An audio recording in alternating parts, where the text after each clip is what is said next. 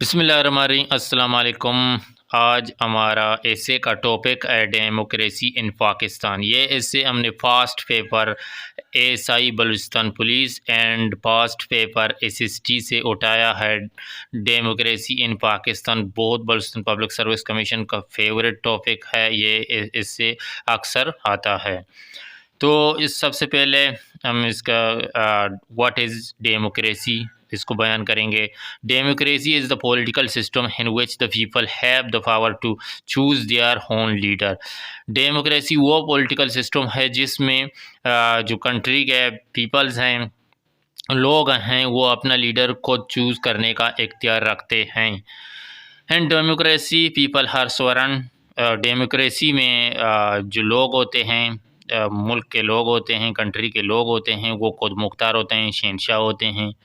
और and democracy people choose there leader, वो अपने लीडर को खुद चूज़ करते हैं, इसके पास इख्तियार है लीडर को चूज़ करने का।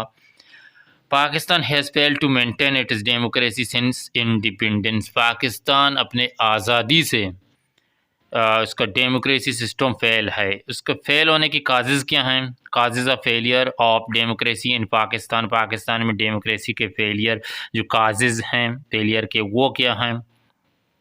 तो नंबर 1 पे है less knowledge of Pakistani people regarding how democracy work.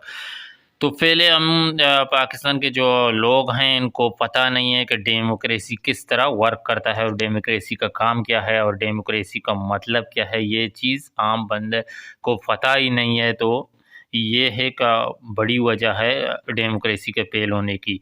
और नंबर 2 पे है लेक ऑफ एजुकेशन। एजुकेशन की बहुत ज़्यादा कमी है। तो हमारा डेमोक्रेसी सिस्टम के लिए है एजुकेशन, यानी कि मासेस एजुकेशन होना ज़रूरी है। जो पीपल हैं कंट्री का, उनका एजुकेटेड होना बहुत ज़रूरी है। नंबर 3 है लीडरशिप क्राइसिस। इनके लीडर्स, जो हमारे लीडर हैं उस तरह के लीडर भी हमारे पास नहीं है ताकि एक कंट्री को सही मानों में लीड करे। हम लीडर चूज़ करने में फेल हैं।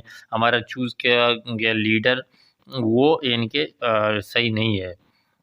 और नंबर 4 पे है इलिटरेट लीडरशिप। हमारे जो लीडरशिप हैं वो इनकी बेतालीम है, किसी के पास तालीम नहीं है। बराए नाम के अगर किसी के पास डॉक्यूमेंट्स है तो तालीम नहीं है। बड़ी लेवल का छोड़ो, अगर छोटे सूबे के लेवल देखें और जो डिस्ट्रिक्ट लेवल देखें तो डिवीज़न लेवल देखें, इस पे जो एमपीएज़ हैं, हम अक्सर देखते हैं कि हमारे एमपीएज़ का डिग्री जाली हैं, इलिटरेट हैं और हमारे ऊपर हमको लीड कर रहे हैं, हमारे ऊपर लीडरशिप कर रहे हैं। तो इस तरह के भी डेमोक्रेसी इस वजह से भी फेल हो सकता है। और नंबर 5 पे है पॉपुलैरिटी ऑफ डायनेस्टिक पॉलिटिक्स। ये है कि शाही ख़ानदान का जो सियासत होता है वो एक बहुत बड़ी वजह है। दादा परदादा से लेकर आगे से लेकर पीछे उसके एक ही ख़ानदान के बंदे पॉलिटिक्स में आ रहे हैं। तो ये एक बहुत बड़ी वजह है कि डेमोक्रेसी के फेलियर का एक बहुत बड़ी वजह है कि ख़ानदान, एक ही ख़ानदान से लोग आ रहे हैं, यानी कि शाही ख़ानदान हैं, तो गरीबों को मौका ही नहीं मिलता है ताकि वो आके गरीबों का दर्द समझ लें। या अमीर आदमी एक बहुत ही बड़ी अमीर घराने से पैदा होता है तो उसको गरीब की दर्द का क्या पता है, वो तो अपना शाही ज़िंदगी गुजारेगा और इसी तरह डेमोक्रेसी को डिस्ट्रॉय करेगा। और नंबर 6 पे है पर्सनलाइजेशन ऑफ पॉलिटिक्स। वो इनके पर्सनल अपना ही एक पार्टी है, पार्टी बना है तो इसमें सारे अपने ही ख़ानदान से एक पार्टी बनाया है और यही पार्टी चल रहा है, यानी कि पर्सनल है। तो वो अपने पर्सनल बारे में सोचते हैं, वो कंट्री के बारे में नहीं सोचते हैं। नंबर 7 पे है करप्शन इन नेपोटिज़्म। मुल्क में इस तरह एक डेमोक्रेसी का फेलियर का वजह, बहुत बड़ी वजह ये है कि करप्शन बहुत ज़्यादा है और नेपोटिज़्म यानी कि अपनों को बख्शाना। जो चीज़ होता है हम अपनों को दे देते हैं। तो इस तरह हमारे मुल्क में डेमोक्रेसी यानी कि वोट भी हो, वोट भी हम अपने ही बंदे को दे देते हैं, चाहे वो जितना भी करप्ट हो। हम सही बंदे को वोट नहीं देते हैं। इस तरह नेपोटिज़्म भी डेमोक्रेसी को एरेडिकेट कर रहा है। और नंबर 7 पे है करप्शन एंड नेपोटिज़्म हो गया है। नंबर 8 पे है no independence of the judiciary, जो हमारा जुडिशरी है, इंसाफ का इदारा है, वो इंडिपेंडेंस नहीं है, वो डिपेंड करता है पॉलिटिकल पर्सन पर डिपेंड करता है। तो इस तरह भी डेमोक्रेसी नहीं हो सकता है। जुडिशरी को इंडिपेंडेंस होना चाहिए, आज़ाद होना चाहिए। तो नंबर 9 पे है influence of the bureaucratics and establishment. ये बहुत बड़ी वजह है जो हमारे पॉलिटिकल सिस्टम में जो एस्टेब्लिशमेंट है या ब्यूरोक्रेट्स हैं, उनका इन्फ्लुएंस, उनका दखल-अंदाज़ी हमारे मुल्क में पॉलिटिकल सिस्टम में नहीं होना चाहिए। उनका अपना ही काम है, वो अपने काम करें, तो उस तरह ये पॉलिटिकल, तो इस तरह डेमोक्रेसी नहीं होगा मुल्क में। डिक्टेटरशिप होगा जब एस्टेब्लिशमेंट या ब्यूरोक्रेट इन्फ्लुएंस करते हैं, दखल-अंदाज़ी करते हैं पॉलिटिकल सिस्टम में। और नंबर 10 पे है absence of meaningful electoral reform. जो हमारा इलेक्शन है, इलेक्शन सिस्टम भी हमारा सही नहीं है, जिसमें जिसके बंदे हैं टप्पा लगा के उसको सिलेक्ट करते हैं, यानी कि सिलेक्शन ज़्यादा हो रहा है इलेक्शन से। इलेक्शन रिफॉर्म करना, इलेक्शन सिस्टम है उसको रिफॉर्म करना चाहिए, सही तरीके से फेयर एंड स्क्वायर इलेक्शन होने चाहिए। इस तरह डेमोक्रेसी बच सकता है। तो इस तरह अगर सिलेक्शन होगा तो ये डेमोक्रेसी नहीं है।